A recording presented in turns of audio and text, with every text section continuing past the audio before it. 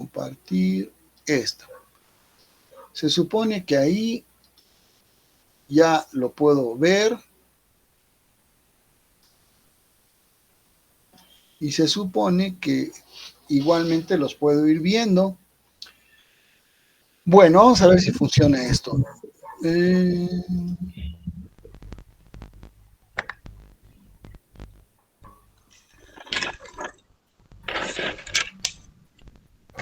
Es que, bueno, a ver, entonces voy a tratar de traerlo.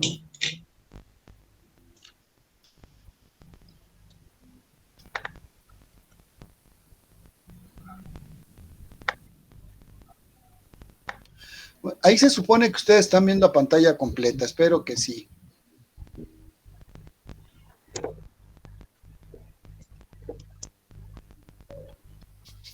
¿Me confirman si lo están viendo a pantalla completa? Sí, profe. Perfecto, muy bien, pues qué bueno, porque fíjense que de esta manera que lo hago, ustedes ven la pantalla completa, pero yo puedo verlos a ustedes, entonces eso me resulta mucho más cómodo porque pues así me siento menos ajeno, ¿no? Al grupo. Por cierto, hace mucho que no saludo a ver, déjenme acordar, pues se me hace que no ha venido este condenado. ¿Cómo se llama? No es Luis Pablo. No vino este condenado chamaco. Pues sí, porque están nada más 22 y debería haber algunos más. Bien, luego lo regaño. Bien, entonces vamos a ver, el problema, el día de hoy vamos a comenzar un problema que se llama el problema de transporte. Y miren, este es un ejemplo típico, de hecho yo recuerdo que ya planteamos, creo que este mismo problema, entonces les voy a pedir que se esfuercen un poquito por tratar de ver cómo sería el planteamiento de este problema. Este es un caso típico de lo que llamamos un problema de transporte. Vamos a suponer que tenemos dos orígenes, o sea, dos localidades o dos lugares. Dice, una empresa comercializadora de productos agrícolas tiene almacenadas en San Luis Potosí y en León 600 y 400 toneladas de grano respectivamente. Es decir, tenemos dos localidades o dos locaciones que se consideran orígenes. Esos orígenes también los vamos a considerar como ofertas, es decir, lugares desde donde nosotros podemos ofrecer ciertas cantidades de mercancía que van a ser demandadas en otros lugares a los que vamos a llamar destinos. Entonces, en este problema, que es un ejemplo que estamos viendo, decimos que tenemos dos destinos. En los mercados de Guadalajara y Monterrey es posible vender 800 y 400 toneladas respectivamente.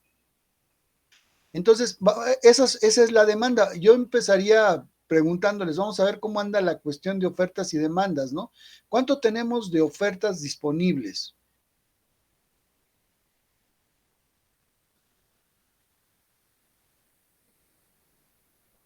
¿Cuál es la suma de la oferta?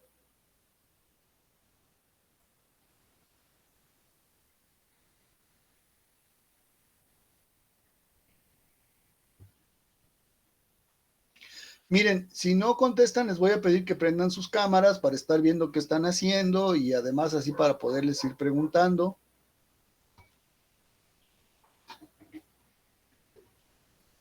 Pues la suma de la oferta no serían 1000. Sí, exactamente. Bueno, entonces, Bernal,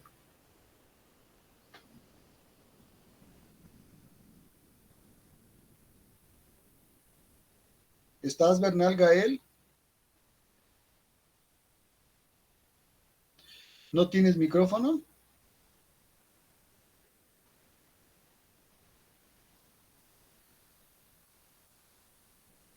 Muy bien. Ok, entonces tenemos dos orígenes.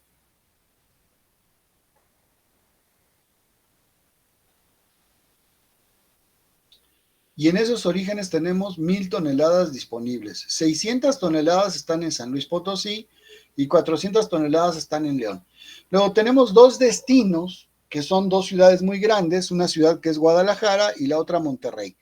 Y en esas ciudades se requieren, o más que requerirse, aquí el problema nos está planteando que es posible colocar hasta 1,200 toneladas de esa mercancía de producto agrícola que tenemos disponibles en nuestros orígenes.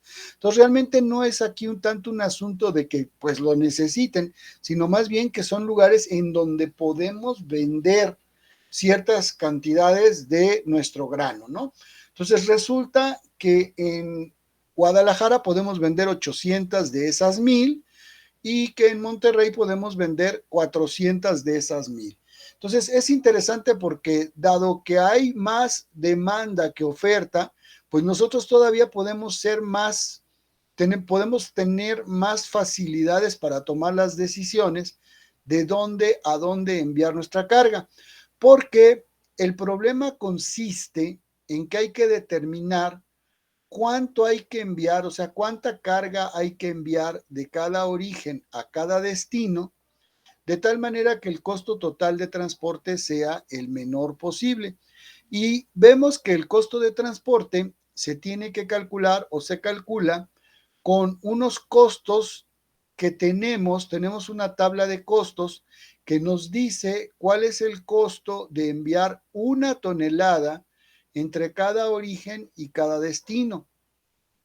Entonces, como pueden ver en la tabla, de San Luis a Guadalajara cuesta 4,000 pesos enviar una tonelada y de San Luis a Monterrey cuesta 3,000 pesos enviar una tonelada. O sea que de San Luis es más barato enviar carga a Monterrey que enviarla a Guadalajara. En cambio de León, como Guadalajara está más cerca de León, entonces enviar una tonelada de carga de León a Guadalajara cuesta 2,000 pesos. Y enviar una tonelada de carga de León a Monterrey cuesta 4,000 pesos. Entonces, digamos que los enlaces caros son San Luis, Guadalajara y León, Monterrey. Y en principio serían los que trataríamos de evitar, porque lo que queremos es saber cuánta carga hay que enviar de San Luis a Guadalajara, cuánta carga hay que enviar de San Luis a Monterrey, cuánta carga hay que enviar de León a Guadalajara y cuánta de León a Monterrey, de tal manera que el costo total sea el mínimo posible. Entonces, ¿cómo formularíamos el programa lineal?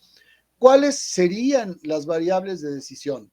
Paola, ¿me puedes platicar cómo crees tú o cuáles crees tú que serían las variables de decisión? ¿Qué es lo que hay que decidir? En este caso sería las veces en que se envía de San Luis a Guadalajara, de San Luis a Monterrey y las otras de León a Guadalajara y de León a Monterrey. Exactamente, muy bien. Entonces sería, la primera variable de decisión sería la cantidad de carga o la cantidad de mercancía que hay que enviar de San Luis a Guadalajara. Luego, la segunda variable de decisión es la cantidad de carga que hay que enviar de San Luis a Monterrey. La tercera variable, la carga que hay que enviar de León a Guadalajara y la cuarta carga de León a Monterrey. Entonces tenemos 4 variables. Muy bien, Emanuel. Sí, profe. ¿Cómo sería la función objetivo? O sea, platícanos sobre la función objetivo del problema. ¿Cómo te imaginas que podría ser esa función objetivo? Pues por ejemplo, de San Luis a Guadalajara, que sería 4,000 X1, por ejemplo, ¿no? Muy bien. Luego la otra de San Luis a Monterrey, pues 3,000 X2. De León a Guadalajara, 2,000 X3. Y de León a Monterrey, 4,000 X4. Correcto. ¿Y eso habría que maximizar o minimizar? Maximizar, ¿no? A ver, piénsalo un poquito. A ver, mira, ahí abajo dice, formular el programa que permita conocer cuánto enviar para minimizar el costo total de transporte. Ah, ok. Entonces, Para ¿verdad? minimizar. Entonces sería minimizar. Entonces ya tenemos la función objetivo. Minimizar Z igual a 4,000X1 más 3,000X2 más 2,000X3 más 4,000X4. Perfecto con la función objetivo. Ahora vamos con las restricciones. O sea, ¿cuáles serán las restricciones? ¿Qué es lo que tenemos que cumplir? ¿Qué es lo que tenemos que cuidar? No pasarnos o etcétera. Entonces, Uciel, ¿cuál crees tú que sería, por ejemplo, una restricción? Serían las toneladas, ¿no? Las toneladas con las que cuenta en oferta. Correcto, sí. Entonces, dime, por ejemplo, cuál sería la restricción de las toneladas que podemos enviar desde Guadalajara, por decir algo. ¿Cuáles son los envíos que salen de Guadalajara? De acuerdo como las definió Paola, que nos dijo que X1 era lo que iba de San Luis a Guadalajara y que X2 era lo que va de San Luis a Monterrey y que X3 lo que va de León a Guadalajara y X4 de León a Monterrey. Perdón, me equivoqué, estoy con Uciel, ¿verdad? Me equivoqué, te dije Guadalajara, pero en realidad yo me estoy refiriendo a San Luis, pensando que San Luis es el primer origen. Entonces, ¿cuál es la carga que sale de San Luis en términos de las variables? ¿Cuáles son las variables que representan carga que sale de San Luis? Y esa suma, ¿cuánto debe ser? Las variables deben ser menor o igual a 600 en caso de San Luis y 400 en caso de León. Muy bien, ¿y cuáles son las variables que salen de San Luis o relacionadas con San Luis? Sería las de Guadalajara y Monterrey, sería X1 más X2, Ajá, menor o igual a 600. correcto, muy bien. Entonces, la primera restricción que tiene que ver con la primera bodega o con el primer origen, lo que nos dice es que lo que salga de San Luis a Guadalajara, más lo que salga de San Luis a Monterrey, o sea, X1 más X2, no deben pasar de 600. O sea, tiene que ser menor o igual que 600. Muy bien, gracias, Uciel. Fausto, ahora, ¿cómo sería la segunda restricción? La restricción que nos dice cuánto debe salir de León o cuánto puede salir de León. Ajá, ajá, ajá. Correcto, muy bien. Y ahora tenemos las restricciones que tienen que ver con los destinos. Entonces, sabemos que a Guadalajara no podemos mandar más de 800 toneladas y que a Monterrey no podemos mandar más de 800 toneladas. Y entonces, ahora voy con Carla. Ya oí yo. Ah, no, aquí está. Carla, ¿cómo sería la restricción que tiene que ver con Guadalajara? Sería X1 más X3 menor o igual a 800. Correcto, muy bien. Y la de Monterrey, pues entonces sería X3, no, sería que X2 más X4 menor o igual que 400. Me parece muy bien, perfecto. Entonces, aquí tenemos un pequeño problema, pero ahorita se los voy a comentar. Es que si se fijan, todas las restricciones las dijimos de menor o igual, que conceptualmente está correcto, pero como tenemos un problema de minimización y nosotros le decimos al problema, oye, ¿cuál es lo que debo enviar? Quiero gastar lo menos posible, y si yo le digo que estos sean menor o igual y este también sea menor o igual, entonces la solución que me va a dar el problema es cero, porque él me dice, pues no envíes nada, o sea, si lo que tienes que enviar es menos de 600 o cuando mucho 600 y lo que tienes que enviar es 400 o cuando menos o cuando mucho 400, pero también quieres enviar cuando mucho 800 a Guadalajara y cuando mucho 400 a Monterrey, y me dice, pues no envíes nada, porque eso es lo que va a hacer que te cueste menos. Entonces, para que el problema funcione, necesitamos poner unas igualdades, por ejemplo, aquí. Con esto lo que le estaríamos diciendo al problema es que queremos que envíe toda la carga que tiene en San Luis y que envíe toda la carga que tiene en León. Sí, no eran San Luis y León, ajá. O sea, que no se quede con carga en las bodegas, porque si no, entonces el problema no envía nada. O sea, acuérdense que el problema es flojo, ¿no? Lo que quiere es hacer el menos esfuerzo posible. Entonces, si nosotros le damos el chance de que no trabaje, pues entonces no va a mover un dedo, ¿no? Y con esto lo que hacemos es obligarlo. La otra forma que podemos hacer es que si nosotros le decimos menor o igual y aquí menor o igual, aquí le podríamos poner mayor o igual y mayor o igual. Y ya poniéndole también un mayor o igual, con eso lo obligamos a enviar, lo obligamos a trabajar. No sé si les queda más o menos clara esta aclaración. Ayrton. Sí, profe. Sí, sí, queda claro. Y bueno, como ellos lo plantearon, como lo dijo Uciel, está bien, ¿no? O sea, uno entiende que no puede uno enviar más de 600 y por eso pone uno el menor igual. Igual sabe uno que no puede enviar más de 400 y pone uno menor igual. Ahora, en el problema, en el punto de vista de la demanda, que es los destinos, ahí, si lo vemos así como nuestra obligación de atender la demanda, entonces nosotros lo que podemos decir es, pues hay que enviarles por lo menos lo que necesitan, ¿no? Y entonces por eso es que ahí pone uno el signo de mayor o igual. Pero bueno, yo entiendo perfectamente lo que dijo Carla y lo dijo bien. Pues si es lo que pueden consumir, pues entonces no vamos a mandar cuando mucho eso, ¿no?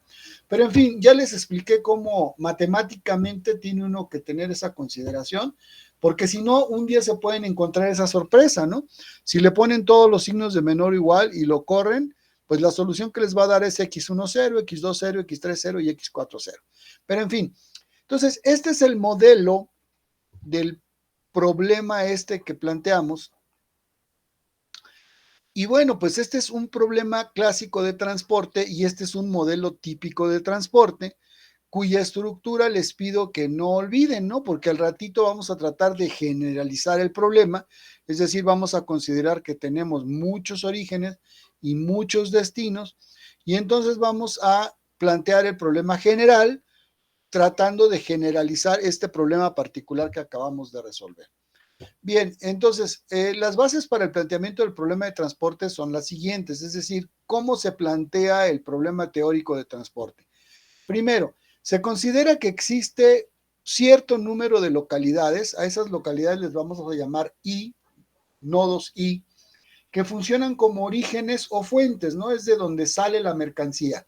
En ellas se tiene disponibles, almacenadas, se fabrican, lo que sea, ciertas cantidades de un producto. A esas cantidades les vamos a llamar A1, A2, A3, A4, hasta AM. ¿Por qué M? Porque los orígenes van a ser nuestros renglones. Cuando tengamos la matriz de origen-destino, los orígenes van a estar en los renglones, es decir, van a ser los renglones, pues. Estos puntos, estas localidades van de 1 a M y pueden ser un número infinito, no tenemos un límite.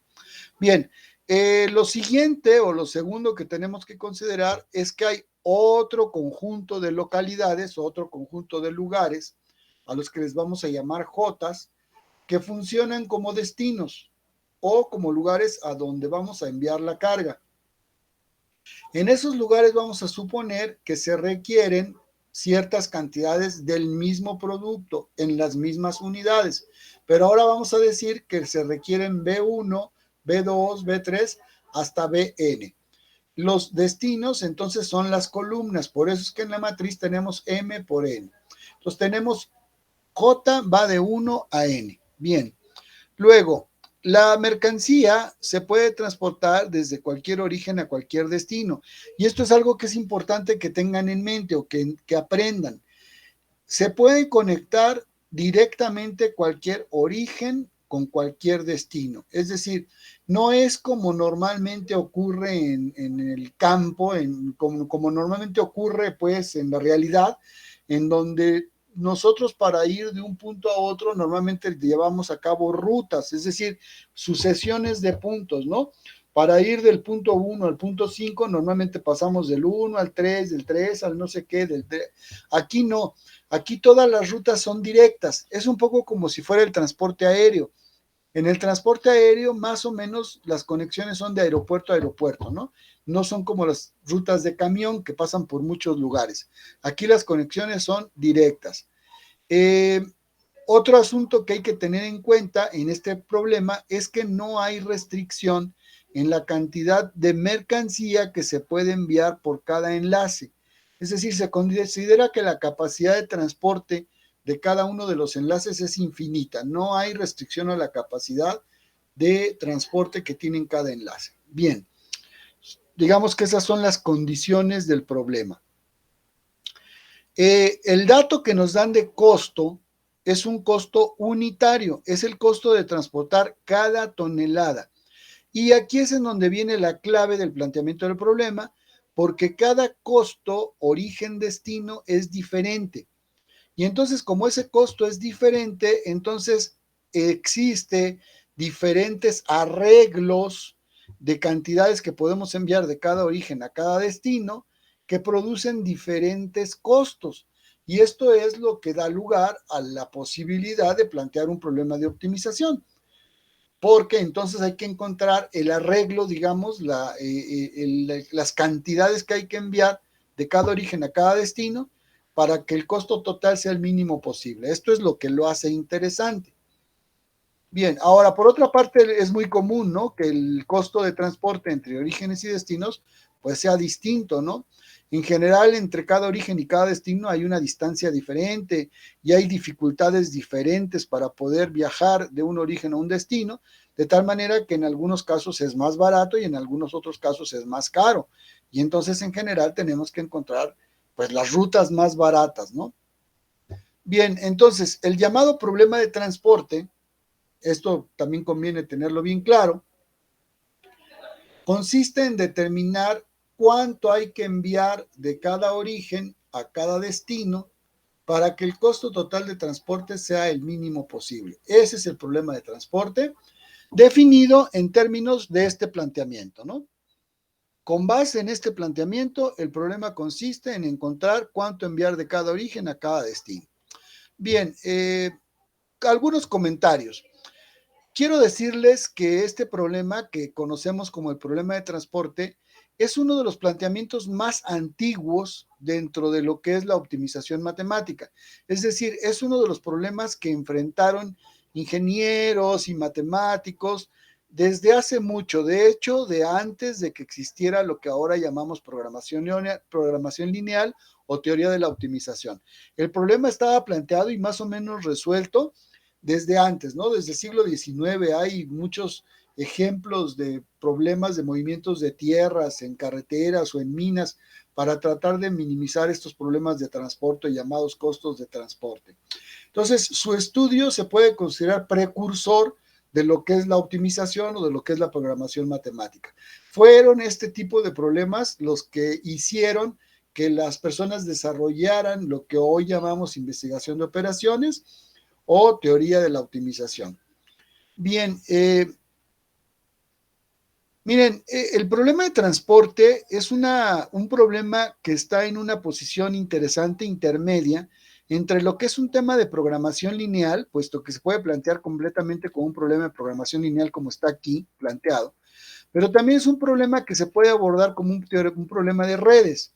Miren, por ejemplo, aquí tenemos el problema de transporte planteado como un problema de redes. Si ustedes observan o consideran, me hacen favor de considerar que los puntos rojos o nodos que tienen color rojo son orígenes y los nodos que están en azul son destinos, pueden ver que hay un enlace desde cada origen a cada destino. Todos los orígenes y todos los destinos están conectados. Y aquí es en donde les decía que pueden pensar que este problema es parecido a un caso de transporte aéreo. Si ustedes piensan que las A's y las B's son aeropuertos, pueden imaginar que los aviones salen de un aeropuerto para llegar a otro sin hacer escalas, ¿no? Porque les digo que esto es un poquito difícil de imaginar cuando tenemos transporte terrestre, pero no es tan difícil de imaginar cuando tenemos caso de transporte aéreo, ¿no? En donde las conexiones son directas. Bien, entonces esto es un modelo de redes o un enfoque de redes, es un dibujo, es una red, a esto es a lo que llamamos una red, en donde estamos representando el problema de transporte, más o menos. Bien, ahora, ¿cuál es la nomenclatura que usamos en el planteamiento del problema de transporte? Bueno, pues a la oferta le vamos a llamar A subíndice I, a la demanda le vamos a llamar B subíndice J, al costo unitario de transportar de un origen I al destino J, le vamos a llamar costo IJ o C subíndice IJ, y a la mercancía que vamos a enviar o que se tiene que enviar desde el origen I hasta el destino J, le vamos a llamar XIJ. Y entonces aquí no hay que confundir XIJ con CIJ. Julieta, ¿Qué diferencia hay entre C y J, que es el costo de transporte, con X y J, que son las unidades que vamos a enviar?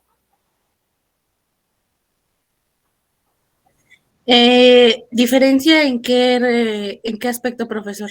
Pues, ¿por qué no son iguales? O sea, ¿qué es lo que los hace Ah, diferentes? pues es que CJ es más bien cuánto nos va a costar cada viaje y X son las toneladas que vamos a transportar, ¿no? Exactamente, muy bien, así está, tal cual. Sí, ya sé que la pregunta parecía un poquito no clara de entender, ¿no? Pero es que suelen confundir, no sé por qué, X con C. Y de hecho, C, el costo es una constante, o sea, es un parámetro. Y en cambio, X, que es la cantidad, es una variable. De hecho, empieza siendo cero. Digamos que al principio, cuando empezamos con el problema, pues no hemos enviado nada. Y luego esa X puede ir cambiando a lo largo de las iteraciones. No sé si lo ven claro. O sea, conforme vamos encontrando soluciones diferentes, pues los valores de X van cambiando, ¿no? De tal manera que al final, cuando llegamos a la solución óptima, pues vamos a tener una cantidad que es una variable de decisión. Entonces, X es una variable de decisión. En cambio, C es un parámetro, un costo. Entonces, constantes son A, B y C, de nuevo, ¿no? Como en cualquier programa lineal. A, B y C son constantes y X es una variable. Muy bien. Bueno, aquí está un poco ejemplificado en dónde están los costos, ¿no? El costo 1,1 es el costo de ir del origen 1 al destino 1, etcétera, etcétera. Bien, miren, entonces ya estamos en posibilidad de asomarnos a cómo es el modelo del transporte, el modelo matemático, del modelo general, pues, o sea, cuando ya tenemos M orígenes y N destinos. Entonces, esta es la función objetivo. Sé que se ve muy fea porque no sé por qué no la alargué más, bueno, pero finalmente es cada renglón corresponde a un origen. Entonces, estos son todos los costos asociados al origen 1. Entonces, es el costo de ir del origen 1 al destino 1 por la cantidad enviada del origen 1 al destino 1, más el costo de ir del origen 1 al destino 2, y así para ir desde el origen 1 al destino n. Entonces, este renglón, este primer renglón, es el costo de transporte desde el origen 1. Luego este es el costo de transporte desde el origen 2. Y así seguimos añadiendo renglones hasta completar todos los orígenes, puesto que los destinos están en las columnas, los orígenes están en los renglones. Entonces, ¿cuántos elementos tiene la función objetivo? Metzi, ¿cuántos elementos, o sea, cuántos sumandos tiene la función objetivo? Si tenemos M orígenes y N destinos, Pues tendría MN. M por N, exactamente. Imagínate que tenemos 3 orígenes y 3 destinos, pues entonces la función objetivo va a tener, bueno, el problema va a tener 9 variables y la función objetivo va a tener 9 sumandos. ¿Correcto, Metzi? Sí. Bien, entonces 9 elementos. Entonces M por N. Ahora, vamos a ver las restricciones. Las restricciones son las mismas que nos dijeron sus compañeros. La primera restricción es que todo lo que enviemos desde el origen 1, que es A1, o sea, A1 es la cantidad que está disponible en el origen 1, y estos son todos los envíos desde el origen 1. Entonces es 1 a 1, 1 a 2, 1 a 3, 1 a 4, 1 a N, para el origen 1. Y luego lo mismo para el origen 2.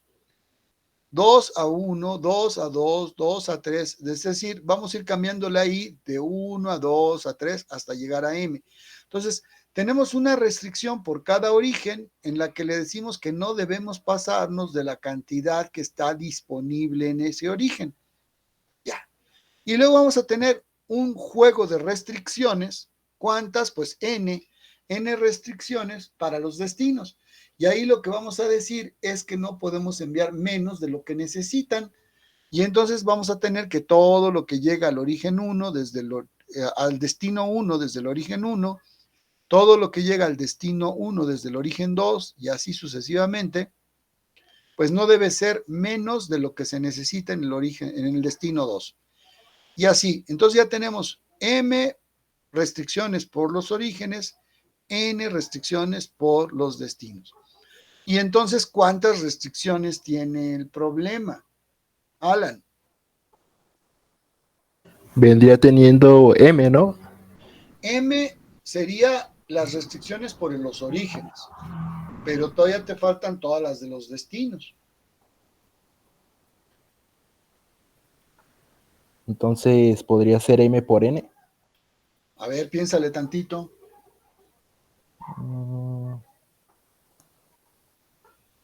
M por N son el número de variables, o sea, el número de elementos de la función objetivo. Pero vamos a ver cuántas restricciones hay. Imagínate, a ver, vamos a pensar un caso, como el que le dije a Metzi. Imagínate un problema en donde tenemos 3 orígenes y 3 destinos. Entonces, hay una restricción por cada origen, ¿no? Sí. 3. ¿Y cuántas restricciones hay por los destinos? Vendrían siendo igual 3, ¿no? Ajá, y entonces, ¿cuál es el número de restricciones totales? Pues creo que sería N, ¿no? Porque 6, serían 6, Alan. O sea, serían 3 por los orígenes y 3 por los destinos. Y el número total de restricciones sería 6. O sea que sería, en términos de las letras, ¿cuánto? Si hay M orígenes y N destinos. M más N. Exactamente, Alan. Muy bien. Ya Entonces, lo agarré, profe. ahora sí, ¿verdad? Entonces, si mientras que hay M por N variables, tenemos M más N restricciones. ¿Y cuántas variables básicas habrá, Metzi? En la tabla simplex, ¿cuántas variables básicas? Pues M por N.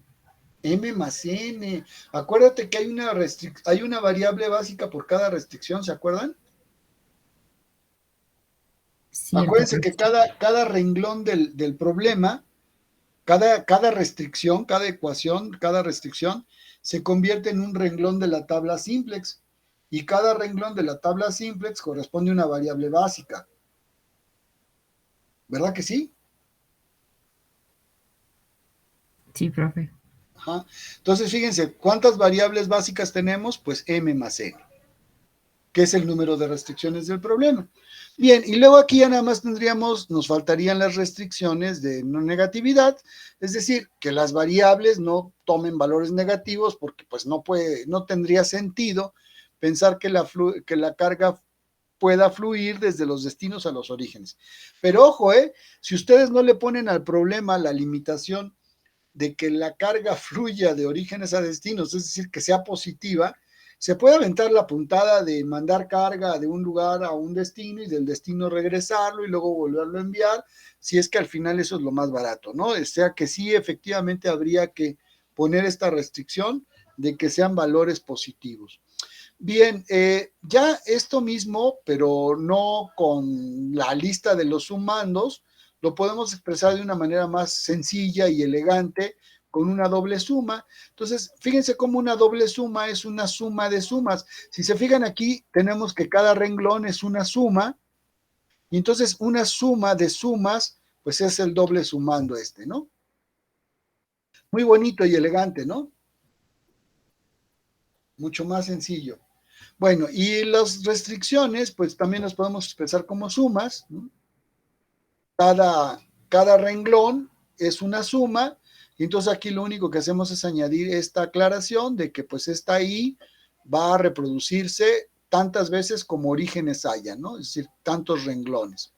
Y luego la suma de las restricciones que son los destinos, pues también la podemos expresar así con la aclaración de que esta suma van a ser tantas veces como destinos haya, ¿no? De tal manera que el número de restricciones es M más N, ¿no? Tenemos M expresiones de restricciones de orígenes y N expresiones de restricciones de destinos. Bien, ¿alguna duda con esta expresión ya resumida? ¿Sí se entiende? es lo mismo que lo anterior, pero mucho, mucho más bonito, ¿no? Así es como en los libros nos lo presentan, y pues hay que saberlo leer, ¿no? Ya cuando uno lo entiende y lo sabe leer, ve uno esta expresión y pues se imagina uno perfectamente lo que significa, ¿no?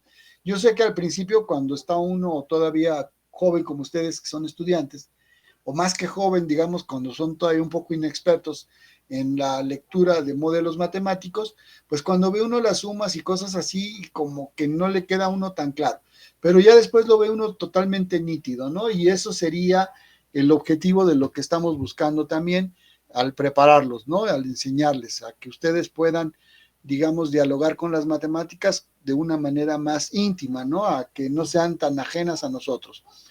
Bien, aquí hay una aclaración interesante, y que es la siguiente.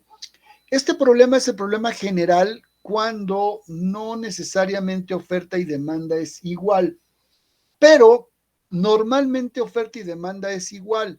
Es decir, buscamos equilibrar oferta y demanda, y cuando la oferta y la demanda se equilibra, es decir, podemos enviar todo lo que tenemos en los almacenes de origen y lo van a recibir en los destinos, ¿no? Es decir, no necesitamos quedarnos con nada en el origen, puesto que justamente lo que hay en el origen es lo mismo que se necesita en la demanda, y entonces ahí podemos usar sumas en vez de estas desigualdades.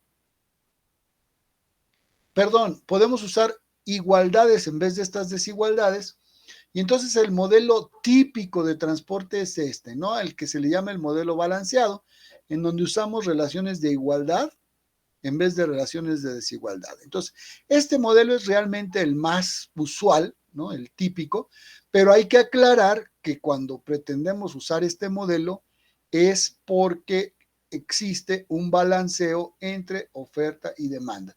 Y eso es algo que es necesario que ustedes sepan. Bien, ¿qué más? Bueno, viene un ejemplo, pero nosotros lo vamos a dejar aquí. No sé si tengan alguna duda al respecto que quieran aclarar.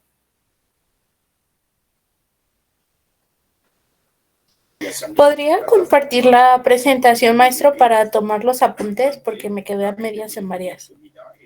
Pues ya ves que te digo que no acostumbro compartirlas. Mejor, si quieres, la próxima clase, el próximo lunes la vuelvo a presentar, y pues ya le tomas foto a la que te haga falta. ¿Te parece bien? Sí, está bien, maestro. Gracias.